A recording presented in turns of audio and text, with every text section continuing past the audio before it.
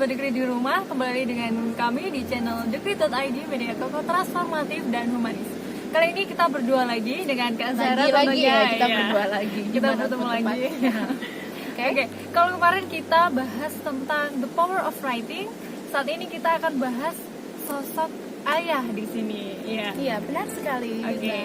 Untuk sebelum kita lanjut mengulas tentang novel kali ini, jangan lupa untuk like, komen, dan subscribe video ini.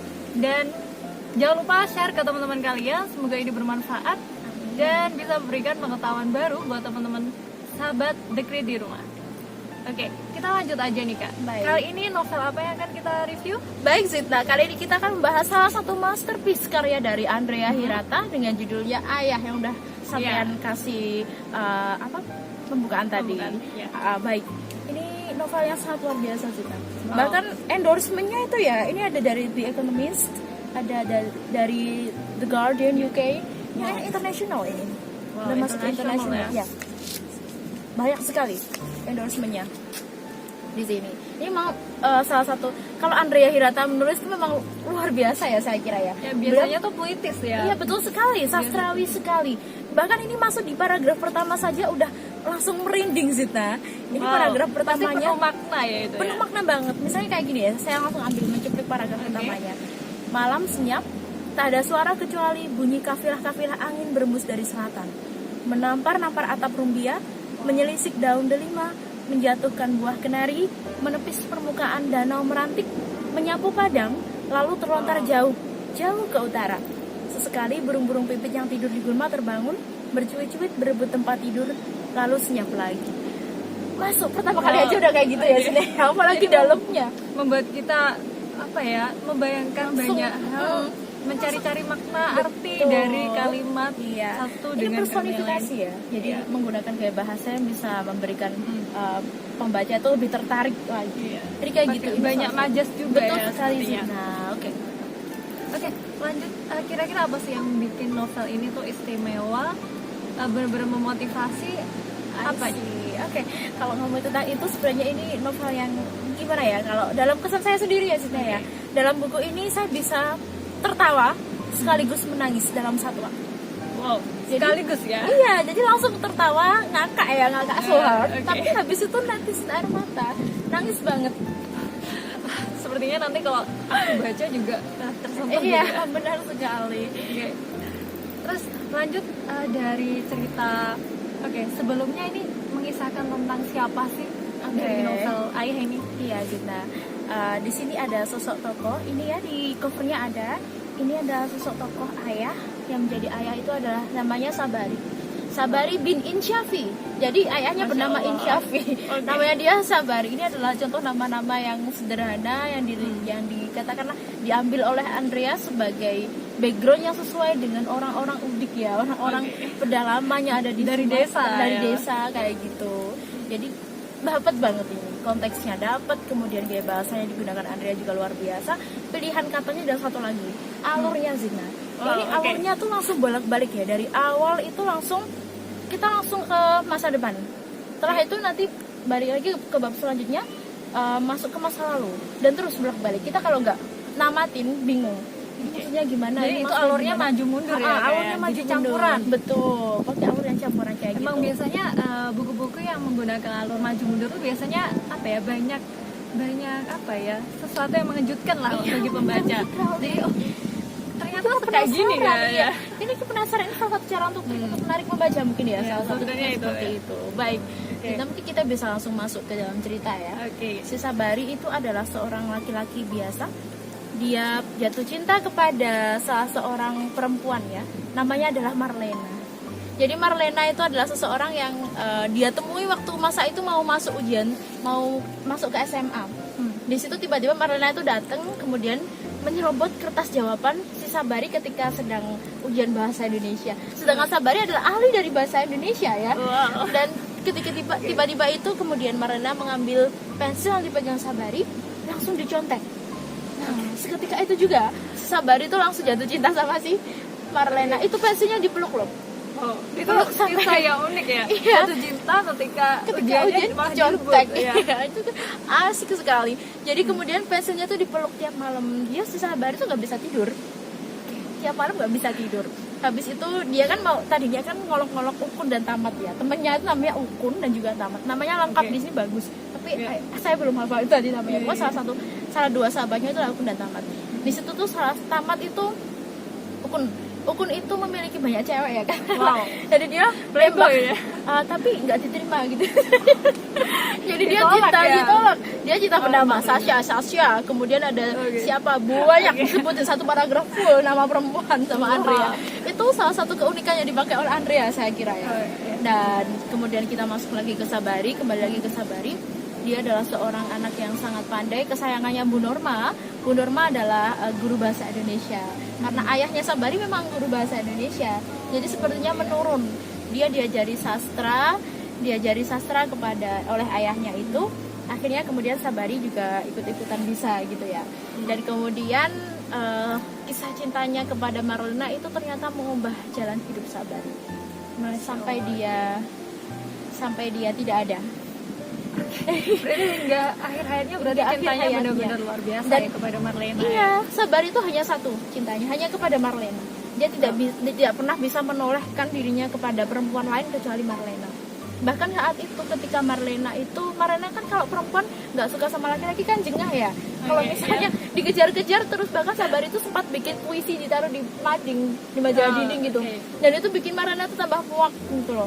Akhirnya dia semakin bengal, dia semakin dengan namanya Bogel. Bogel itu salah satu tokoh yang jadi pacarnya si Marlena itu. Tiap hari keluar gitu sama si dia. Dan ternyata Oke. pada endingnya si Marlena tuh hamil. Oh, Hamil di luar nikah, dan ayahnya Marlena bernama Marconi. iya, oke. Si Nama yang unik juga ya. Unik sekali. Marconi seperti penemu radio ya saya kira ya. Si Marconi itu akhirnya kemudian dia ingin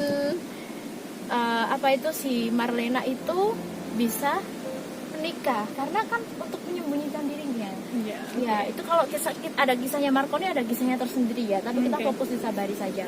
Di situ akhirnya karena kesungguhan Sabari dalam katakanlah dalam mendapatkan si Marlena, akhirnya Sabari dinikahkan dengan Marlena untuk menutupi kehamilannya itu. Si Zoro itu, kita kembali lagi ke ayah. Ini adalah sosok yang dikandung oleh Marlena pada saat itu, dan Marlena kayak mencampakkan Zoro. Bayi merah dicampakkan, akhirnya Sabari yang merawat dengan penuh kesungguhan. Dia adalah seorang ayah yang sangat luar biasa. Berarti Jina. di sini titik tekan dari sosok ayah ini Sabari, Sabari yang iya, betul benar-benar sekali. itu Adalah mendidik Sabari. anak dari istrinya yang walaupun entah kenapa Marlena tidak bisa mencintai Sabari ya sepertinya Iya. ya. Ya Aduh. mungkin karena dia apa ya, kalau cinta, kita ngomongin cinta sulit ya. emang sulit apa dideskripsikan gitu ya. Baik. Oke, kemudian Selanjutnya seperti apa nih? nah, Zoro? klimaksnya itu adalah suatu ketika ini background di covernya ini ya Zita ya. Ini kan sepeda. Jadi Sabari itu mengajak si Zoro itu untuk ke sebuah pasar malam. Dia naik sepeda dengan 2 balon yang berada di sepedanya itu. Ini Sederhana sekali ya. sangat sederhana, dan kemudian Sabari memberikan gula-gula untuk si Zoro. Zoro umurnya masih berapa ya? Sekitar 2 tahun. Masih kecil ya berarti Sangat ya? kecil, masih baru bisa jalan. Oke. Jadi dia Iya, dibelikan gula-gula, kemudian ternyata pada saat itu Marlena mengambil Zoro tanpa sepengetahuan Sabari. Jadi saat itu adalah klimaksnya, dan kemudian kehidupan Sabari mulai hancur ya, katakanlah. Dia kehilangan seseorang yang sangat dia cintai. Akhirnya Sabari mencari Zoro. Sabari mencari Zoro itu meminta bantuan dari Ukun dan Tamat. Ukun dan Tamat itu katakanlah mereka mencari seluruh Sumatera ya, dikelilingi, dan kemudian si Sabari itu membuat surat dari besi, ditaruh di tempurung kura-kura. Dan sampai ternyata segitunya ya? iya, dan ternyata si kura-kuranya itu sampai Australia. Wow, Kemudian oke. ada kisah juga tersendiri di situ, bagaimana ketika orang yang nemu kura-kura itu yakin bahwa ini tuh beneran, ini beneran. Jadi kayak dianggap gila gitu sama keluarganya yang di Australia juga. Akhirnya balik kirim surat ke Sabari itu setelah 8 tahun. Si kura-kura nggak tahu kesananya berapa tahun kemudian ya. Iya. Setelah 8 tahun si Zoro itu ternyata bisa kembali ke Sabari. Ini adalah awalnya. Kisahnya itu adalah tentang Amiru ya. Namanya Zoro ternyata Amiru. Oh, Dan Amiru. iya, Marlena udah menikah lagi, punya beberapa anak dengan seorang laki-laki lain yang bernama Amirza. Oke. Nah di situ kemudian pada akhirnya Amiru tuh bisa kembali lagi ke rumahnya, kembali lagi ke Zoro setelah perpisahan yang sangat lama. Dan itu membuat si Zoro atau Amiru itu ya, itu terheran-heran karena dia suka membawa kemeja yang dia bawa. Dia membawa kemeja Sabari. Oh, ternyata itu kemeja dari ayahnya. Iya. Tapi itu si Zoro itu nggak tahu ini punya siapa. Tapi kok aku suka meluk ini. Dia hanya bisa tidur kalau meluk kemeja Ada itu. kemeja itu. Dulu waktu awal-awal dia diculik oleh Marlena. Kok Iya. diculik ya? Dia Diambil diambil oleh kembali ibunya. sekarang. Diambil kembali oleh ibunya. Dan setelah itu pada akhirnya setelah siapa? Tidak. Itu kan kembali karena Marlena udah menikah lagi ya. Iya. Marlena menikah lagi. Kemudian akhirnya si Amiru kembali kepada Amirza ayahnya, udah dianggap sebagai ayah sendiri karena si Marlena sakit-sakitan mau meninggal katakan begitu. Si Marlena berpesan kepada Zoro atau Amiru itu untuk tuliskan di nisanku purnama ke-12. Dan purnama ke-12 itu adalah nama yang diberikan oleh Sabari kepada Marlena. Wow. Dan itu kisah cintanya di endingnya tuh ya menggunakan sudut pandangnya aku ya di sini. Iya. Orang pertama pengamat, Iya. itu bukan tokoh utamanya. Di situ mengatakan bahwa dia tidak pernah menemui kisah cinta romantis Sabari dan juga Marlena. Walaupun mungkin Marlena kelihatannya menolak, tapi dia sebenarnya menyimpan sesuatu yang tidak bisa dia ungkapkan.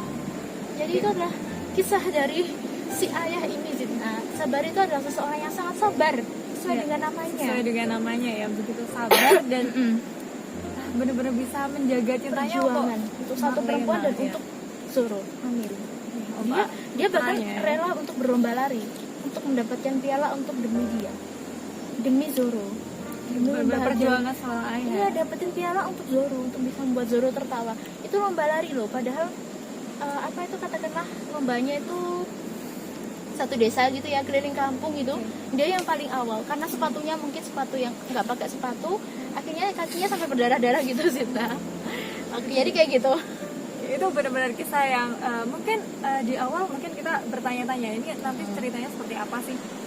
Nah, untuk akhir kisahnya pun sebenarnya pasti banyak pelajaran yang kita dapetin. Betul, sih. betul sekali. Nah, kira-kira apa sih pesan yang ingin Kak Zara sampaikan nih untuk sahabat Dikrit semua di rumah Oke. tentang novel ini, biar mereka juga membaca novel ini dengan Iya, itu tadi saya tidak mau berkomentar banyak ya. Silakan membaca sendiri aja dan temukan fantasi-fantasi yang ditulis oleh Andrea Hirata karena apa yang kami sampaikan tadi sangat singkat, tidak sesuai dengan apa yang ada di dalamnya. Keseluruhan, Dan ya. Anda pasti teman-teman rekan-rekan dekat pasti menangis sekaligus tertawa dalam satu waktu. Silakan langsung baca sendiri saja. Begitu saja Zita. Oke, jadi pesan kali ini adalah, ayo kalau kalian penasaran dengan novel karya Andrea Hirata ini yang berjudul Ayah, segera beli dan buktikan bahwa kisah ini benar-benar akan mengguncang kalian dan akan memotivasi kalian bahwa banyak sekali pelajaran hidup yang bisa kalian dapatkan dari sini.